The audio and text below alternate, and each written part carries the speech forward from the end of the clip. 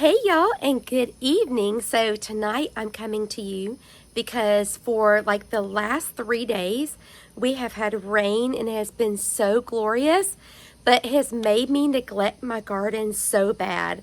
So I'm coming out here tonight, even though the mosquitoes are going to be bothering me, and I want to get a couple of things planted.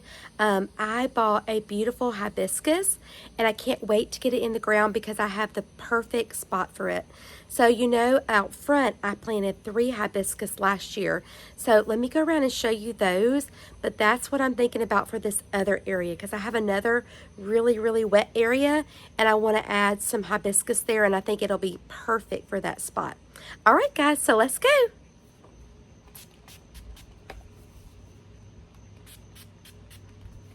Gotta stay prepared. So these are the Starry Night hibiscus, and they are doing so good.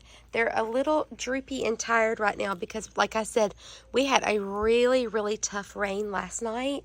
Thunder and lightning, and even at my daughter's school where she works at, they had a tree get hit by lightning. So they'll perk back up though once the sun comes back out. But this area right here is super wet. You can see right here because of this little drainage area right here. Even though we have an extender, it still gets really wet in here. So I put these in here and they are doing super good. They love the water. So I have another spot on the other side of the garage that I want to try another hibiscus. So let me go and show you that area. So this is the shade flower bed on the back of our house. And then going through here, this is the area that I want to add the hibiscus. So we have a little problem with drainage here, and we've added even a little rain barrel there, but this area still gets super wet. We get all of this runoff, and then this pipe goes through here, and then it goes through there. So anyway, this just tends to be a really wet area. So I think it'll be perfect for this hibiscus. This is the one that I picked out at our local garden center, and it doesn't have a tag, but the ones beside it had pink blossoms just like the ones that we have in the front, but this one has green leaves. So the Starry Night has the purple leaves. So I think this will look really good here. This is where I have the big foxglove, so I've already pulled that out. I'm sure it probably self-seeded everywhere, but I am going to try this here and see how it does in this wet place. All right, guys, so let's get this plant in the ground. Okay, guys, so I'm going to be using my power planter auger today. I actually saw where Laura had her new ones out, and they don't have as much, I think they call this fluting on it, so it makes it a little bit lighter. Actually need a bigger size than this to do these bigger containers, but this is the one that I have. I actually have 2 or 3 of them, so use this today.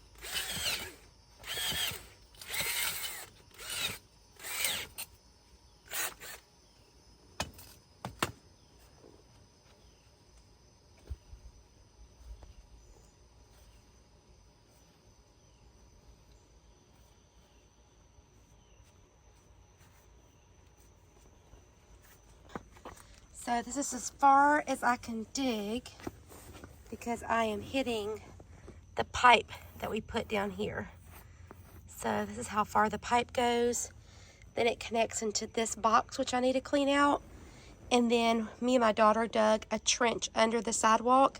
And it has a little pop-out thing over there on that side.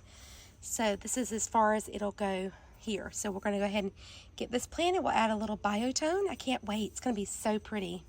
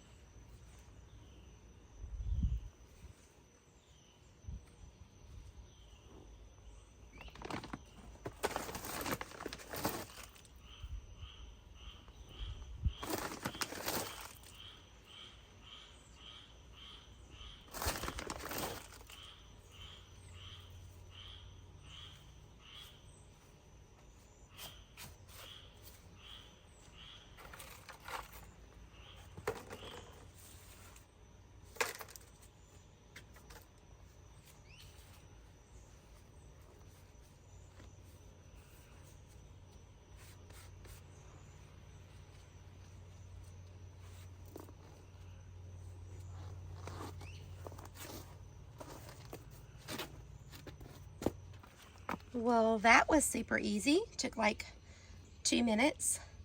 And look, guys, it's gonna be having a flower soon. I tried to pick out one that had lots of buds on it, because there were a lot of them that were already flowered out. And you could tell they'd been in their nursery containers for a while because they had some yellow leaves on them. They weren't too root bound though, so they looked really good and healthy. They actually had a lot of them. And these were only $12.99, so I'm excited to see how big it grows. I wish it had a tag, so I'll probably look that up and to see the information on that and give y'all the specs, but so cute.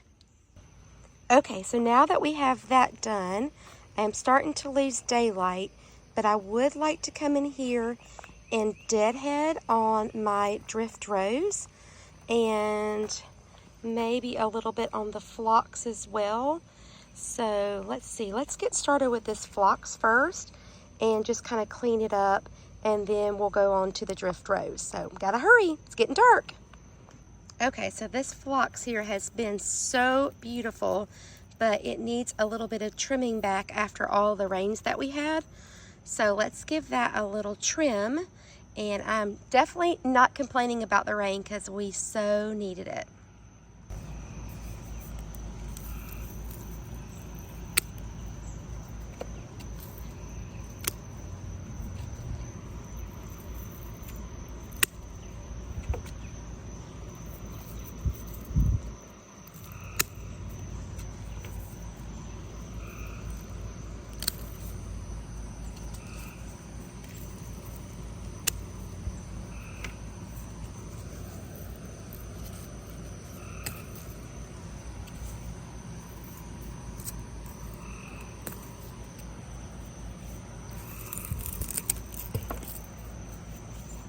Okay, so that one looks a lot better. It's kind of sad, but had to be done. Y'all, this miracle, I just do not like it. I don't know, it's just not my favorite flower right now. It may be somebody else's, but I don't know. We'll just keep letting it bloom because the pollinators like it. All right, let's go look at this other phlox over here. Okay, so let's get this one cut back.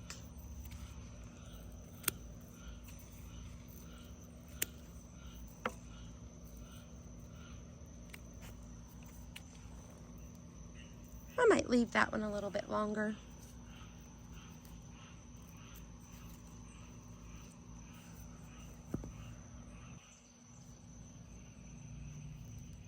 The little petals just falling off. Okay, so that one looks better. I did leave the one. I'll have to cut it back in a couple of days, but it's still really pretty and it smells really good. All right, let's go look at that drift rose. On the way there, the Alnwick rose, oh, it's got 1, 2, 3, 4, 5, 6, 7, 8, 9, 10, 11, 12. It is loaded down with blossoms right now. I'm so excited. And look at the Lady of Shallot. Oh, isn't she gorgeous? Oh my goodness. And she smells so good. Beautiful. Look how it looks with that platinum blonde lavender. So pretty. All right, I'm getting distracted. Let's head on down. So this is the Drift Apricot Rose, and it is a stellar performer. It smells super good. It has just been so beautiful. It has not really had any problems with pests. So I'm just so happy with this rose. It's just a beautiful rose. And, you know, I just really am so thankful for all the rain that we've had the last couple of days, because it has been glorious. So I don't really have to deadhead this one. The petals will just kind of fall off, but I just think it looks a little neater, especially after all the rain that we've had. And it just lets you come in here and get an eye on your plant. I do try to cut it back at the first set of 5 leaves. And you don't have to be so precise, but just kind of a good rule of thumb if you can. Some of these are really, really close together, and you can't really do that, like this one right here. Just a little bud. But I do think it helps. I think it helps it keep blooming when you cut it back. Really pretty. And that's what we want, is we want more big, beautiful blooms from our roses. So I remember my mom having roses when we were growing up, and they probably weren't in the best location, and they never really did that good. But now she has a beautiful rose garden at her house. She has 2 beds, and they're just right off of her sidewalk in between her house and her garage. So it makes it super easy to get to. And she has beautiful roses. So I can post a couple pictures up on the video and show you her big, beautiful roses. And she loves it. That's like one of her favorite things, is to go out early in the morning and deadhead her roses. I gave her a pair of Felcos one year for her birthday, and I bought her a hose link and a little kneeling bench, so it makes it super easy for her to get outside. All right, that was pretty easy, so we'll leave the rest of them on to finish up their blooms.